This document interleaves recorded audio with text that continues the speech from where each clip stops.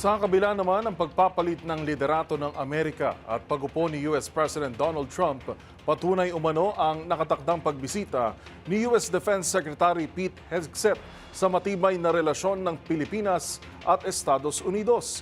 Pakinggan ang panig ng sandatahang lakas sa live report ni Edniel Parosa. Edniel. Joel, patunay ng ironclad commitment o matibay na alyansa na kaumang na pagbisita ni United States Defense Secretary Pete Hegseth dito sa Pilipinas ngayong linggo. Para sa Armed Forces of the Philippines, oportunidad ito para mapalawak pa ang kooperasyon ng alyansa sa Indo-Pacific region.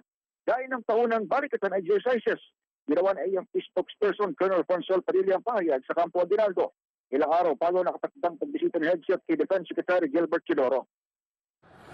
We look at this as an opportunity, itong balikatan exercises, which is going to be one of the biggest again, no, to have more activities and more exercises on live fire exercises and different activities as well.